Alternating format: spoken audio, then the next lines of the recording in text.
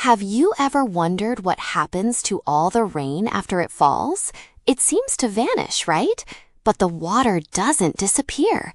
It goes on an amazing, endless journey. Can you believe it? Let's follow a tiny raindrop and discover its incredible adventure. After rain splashes down, some of it soaks into the ground, becoming groundwater.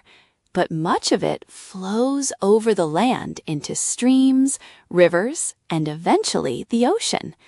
This movement is called runoff. Look closely. The water is always moving.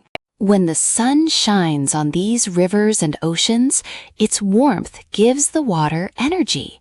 This energy turns liquid water into an invisible gas called water vapor.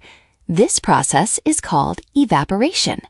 The water vapor then rises high into the sky. Up in the sky, it gets much colder.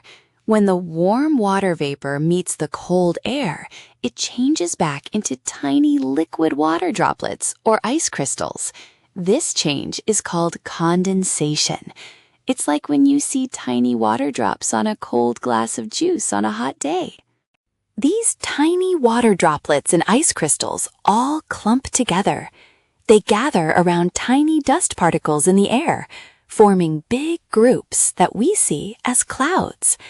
Imagine each cloud is made of millions of these tiny droplets floating high above. Wow!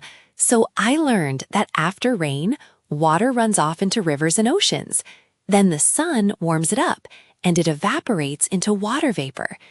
High up, the cold air makes the vapor condense into tiny droplets, which then group together to form clouds.